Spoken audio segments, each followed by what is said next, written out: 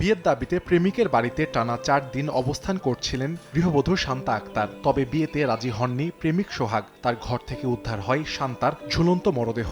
Police বলছে ঘটনাটি আত্মহত্যা। শনিবার রাত ৮টার দিকে টাঙ্গাইলের কালীহাতির খালুয়াবাড়ি এলাকায় সোহাগের ঘরে ঘটে এই ঘটনা। স্থানীয়রা জানান ১ বছর আগে সোহাগের সঙ্গে পরিচয় হয় কুমিল্লার শান্তার। এক পর্যায়ে দুজনের মধ্যে গড়ে ওঠে প্রেমের সম্পর্ক। তারা পরিচয় দিতেন স্বামী স্ত্রী হিসেবে। একসময় বিয়ের জন্য সোহাগকে চাপ দেন ওই নারী। সে সময় টালবাহানা শুরু করেন সোহাগ। বিষয়টি স্থানীয়দের জানানো হলেও কোনো প্রতিকার পাননি শান্তা বলেও অভিযোগ করা হয়। এতে ভেঙে পড়েন তিনি মানসিকভাবে। ঘটনার দিন রাতে প্রেমিক সোহাগের টিনশেড বাড়ির একটি ঘরে প্রবেশ করেন শান্তা। 2 দিন 3 জন মেম্বার অনেক চেষ্টা করছি, কালকেও আজকেও, কিন্তু কোনো সমাধান আমরা করতে পারি নাই। ছেলের মারে, ছেলের বাবারে, ছেলের বোনেরে অনেক বুঝাইছি, তারা আমাদের বুঝ মানে নাই। তো মারা গেছে, নাহলে মরবো গা।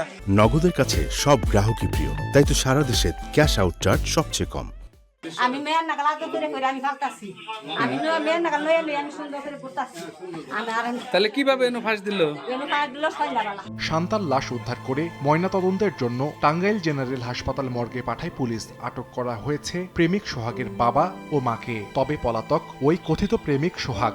প্রেমিকের বাড়িতে অবস্থানরত অবস্থায় বিয়ের দাবির কারণে কয়েকদিন অপেক্ষা করে এবং পরিবার তাকে বিয়ের দাবি প্রত্যাখ্যান করায় বাড়িতে অবস্থান করাকালীন একটি ঘরে ঝুলন্ত অবস্থায়, রশিতে ঝুলন্ত অবস্থায় তার লাশ পাওয়া যায়।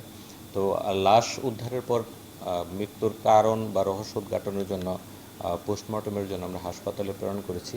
এই সংক্রান্তে আত্মহত্যা প্ররোচনার মামলা রুজু হয়েছে এবং এই মামলায় পরিবারের 4 জন সহ আত্মীয় স্বজন সহ মোট 6 জন আসামি এবং অজ্ঞাতনামা আরও 2-3 জনকে আসামি করে কালীহাতি থানায় দণ্ডবিধানের 306 ধারায় একটি মামলা রুজু হয়েছে। কুমিল্লার ব্রাহ্মণপাড়া উপজেলার অলুয়া এলাকার মোখলেসুর রহমানের মেয়ে শান্তা আক্তার। তার একটি পুত্র সন্তানও রয়েছে। সময় সংবাদ, টাঙ্গাইল।